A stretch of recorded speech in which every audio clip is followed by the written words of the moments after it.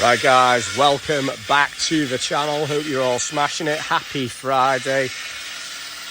And as we can see here, as Tom reached the end of his tether, is this the end for this car? Here he is, having the time of his life. Not. Let's get into it.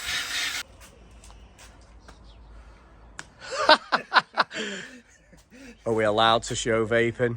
Probably not, but who cares? Tom's stressed. Yeah. Tom's stressed. Tough times at the minute. He's just got rid of the E46 for obviously cost of a car and for rust issues. Yeah. And go on, Tom, explain what happened, why you're in this position with grinders. Well, basically the MOT's up on this next month. What was I doing? I was doing the drop links on this. Yeah. Jacked it up. When I jacked it up, the engine mount, no, it's not the engine mount, eh? Yeah, I'm half asleep. I know, bless him, baby. Point, which is this, went up probably about an inch into the sill. So I was like, ah, great, MOT's coming. Obviously there's rust issues on it. I knew there was a bit of rust on it because after I bought it, stupidly I checked the previous MOTs and it had a bit of welding work done. I didn't think whoever welded it was an absolute idiot, but obviously he is. I'll show you. This is repaired weld. Now the one thing Tom can do is weld. I'll give him that.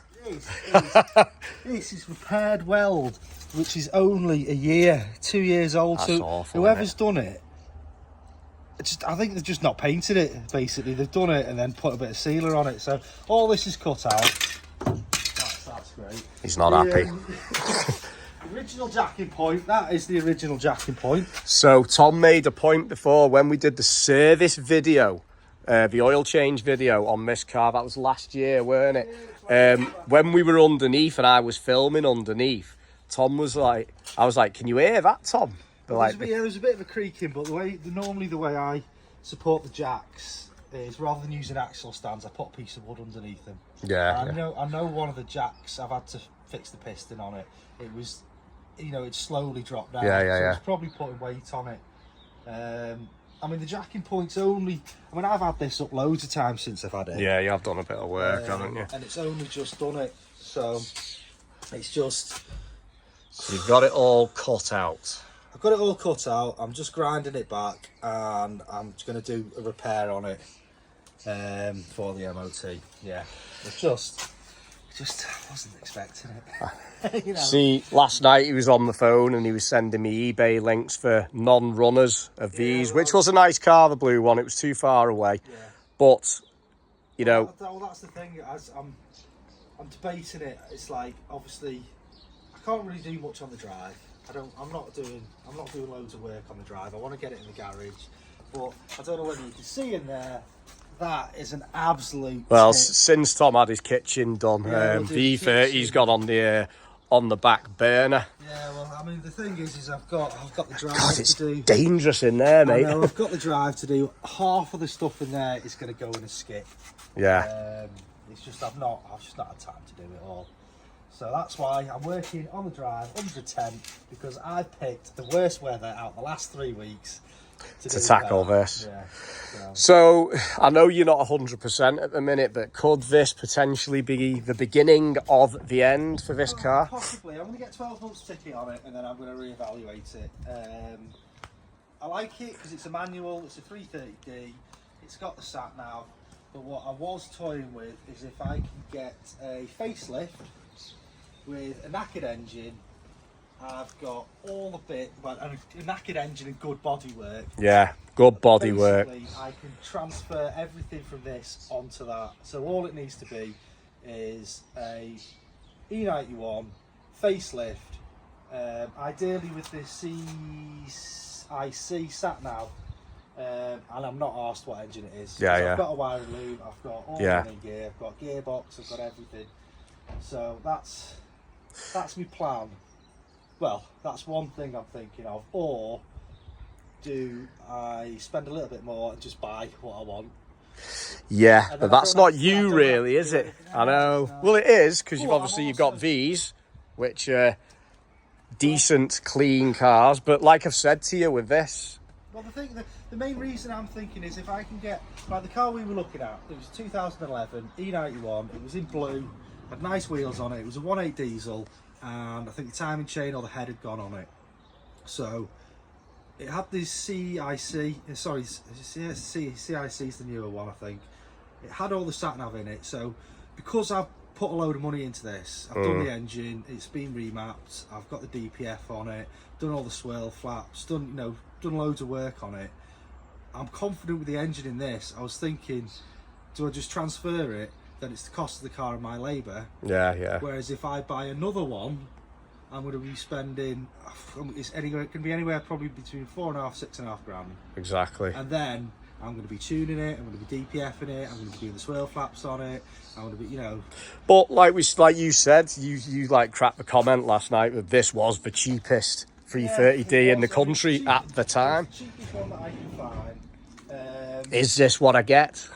It probably is what I get. Well, it is probably what I get for finding the cheapest one I can find, being down in Cornwall and not actually looking at the car before I buy it.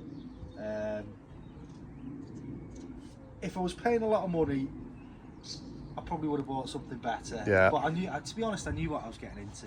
Well, we've had a year out of this. 12 months out of it. I'm definitely going to have another 12 months out of it because this is getting done.